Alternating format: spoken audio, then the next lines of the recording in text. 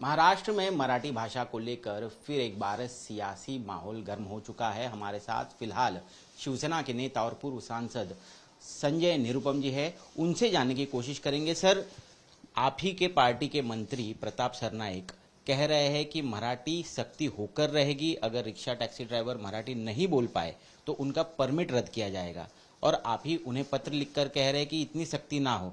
ये नूरा कुश्ती का खेल लग रहा है। नहीं, नूरा कुश्ती नहीं है। ये महाराष्ट्र में 2019 में एक जीआर आया था जिसमें यह आग्रह किया गया था कि मुंबई में जो ऑटो और टैक्सी चलाने वाले जो चालक हैं उनको मराठी में बात करनी चाहिए। और इतना आग्रह रखना गलत नहीं है कि महाराष्ट्र की अपनी भाषा है मराठी भाषा, और महाराष्ट्र में मराठी भाषा का सम्मान होना चाहिए। ये महाराष्ट्र का हर व्यक्ति चाहता है और इसमें कुछ गलत नहीं है, और सभी लोगों को मराठी बोलने आना चाहिए, ऐसी अपेक्षा करना भी गलत नहीं है। लेकिन जब आप इस अपेक्षा को लागू करने के लिए कोई अगर कायदा बनाते हैं, कोई योजना लागू करते हैं, और तब उसमें अगर किसी प्रकार की एक कड़ाई का पालन करते हैं, सख्ती का पालन करते हैं, तो उसका जो रिपरकशन होगा उसका भी एक ज्ञान होना चाहिए, उसकी समझ होनी चाहिए, उसका अंदाज होना चाहिए।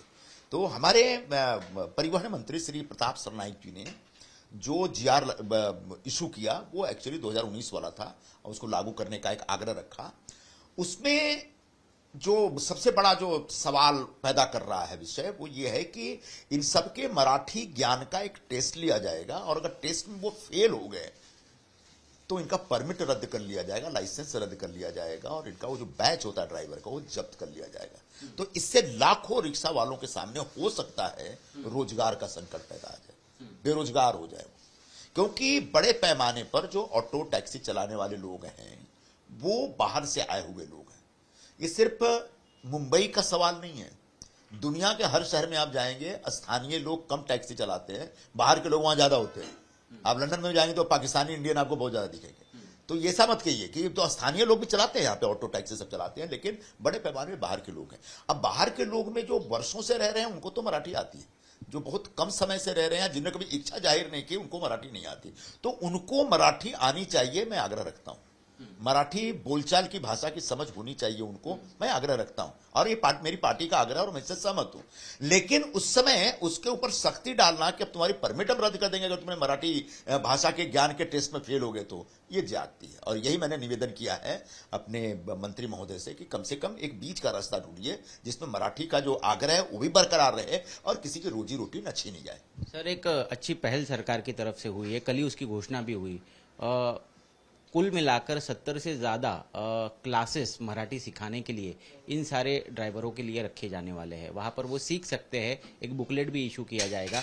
तो सीखने में क्या हर्ज है? बहुत अच्छी बात है, बहुत अच्छी बात है। और मैं जो अलग अलग ऑटो वालों से मैं बात कर रहा हूं उनसे यही कह रहा हूं, तुम अपना काम धंधा करते हुए जहां जहां सरकार की तरफ से मराठी सिखलाने के केंद्र शुरू हो रहे हैं उन केंद्र में जाके अपने आप को इनरोल करो और थोड़ा बहुत बेसिक नॉलेज मराठी की ले लो, ताकि जब आप ऑटो चला रहे हैं, टैक्सी चला रहे हैं, तो आपके पास अगर कोई पैसेंजर आता है और मराठी में बात करना चाहता है तो आप फर्राटेदार मराठी में बात करके उसके साथ संवाद स्थापित कर सके। तो महाराष्ट्र सरकार की जो ये पहल है बहुत ही सराहनीय पहल है, और आने वाले दिनों में इस प्रकार के अलग अलग मराठी भाषा सीखने के केंद्र शुरू करके हम सिर्फ ऑटो और टैक्सी चालक क्यों, जो कॉर्पोरेट सेक्टर में काम करने वाले लोग के सारे मराठी बोल रहे हैं क्या? वो जो आपको जोमेटो और स्विगी से जो डिलीवरी बॉयज काम करते हैं वो सब मराठी में बात कर रहे हैं क्या? उनको भी ट्रेनिंग देनी चाहिए। तो जब हम एक आग्रह रखते हैं कि महाराष्ट्र में हर वर्ग के लोगों को मराठी सीखनी चाहिए, मराठी में बोलना चाहिए, तो जो लोग मान लीजिए यहाँ पढ़ाई लिखाई करके नहीं आए हैं, जो लोग बाहर से पढ़ाई लिखाई करके आए हैं, उनको सिखलाने के लिए हमको अपनी तरफ से एक एफर्ट करना चाहिए। कुछ संगठन कह रहे हैं कि वो प्रोटेस्ट करेंगे, वो रिक्शा टैक्सी बंद करवा देंगे, मुंबई का चक्का जाम करवा देंगे।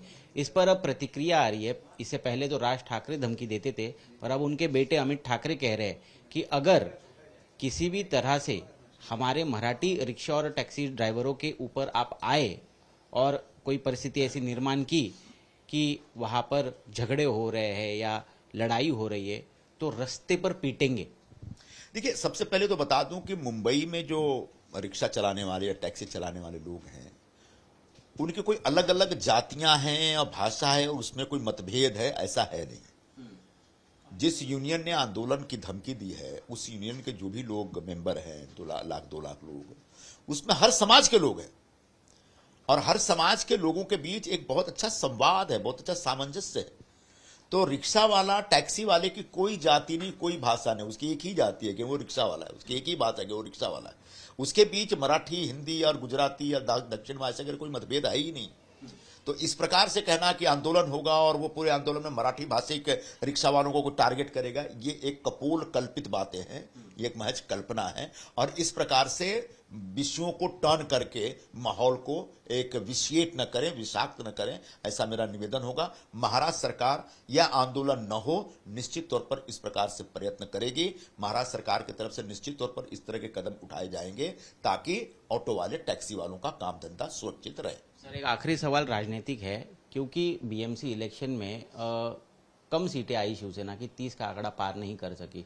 एकनाथ शिंदे काफी नाराज थे, ऐसा बताया जा रहा है। क्या इसीलिए अब अचानक से इस निर्णय को लागू करने का जो है तरीका अपनाया जा रहा है और मराठी प्रेम उमड़कर सामने आ रहा है शिवसेना का, ऐसा विपक्ष कह रहे हैं? नहीं, तो विपक्ष को पहले अपने आप से सवाल पूछना चाहिए। जब दोनों भाई मराठी मुद्दे पर एकजुट होते हैं और पूरे मुंबई के लोगों से आह्वान करते हैं, तब भी मुंबई के मराठी लोगों ने उनको इतना वोट नहीं दिया कि महानगर पालिका पे अपना भगवा लहरा सके, तो उनका फेलियर है।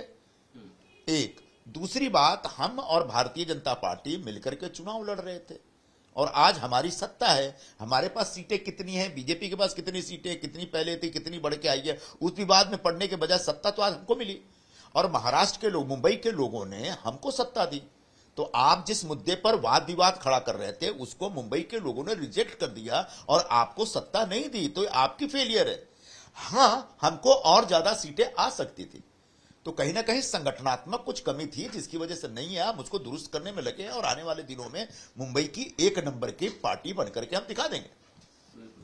तो ये थे संजय निरुपम, जिन्होंने पत्र तो लिखा है, मांग तो की है, लेकिन क्या सरकार इस तरह से कोई बदलाव लाती है या नहीं, ये देखना बहुत ही महत्वपूर्ण होगा। कैमरा पर्सन महेश मौर्य के साथ मैं ऋत्विक भालेकर, मुंबई आज तक।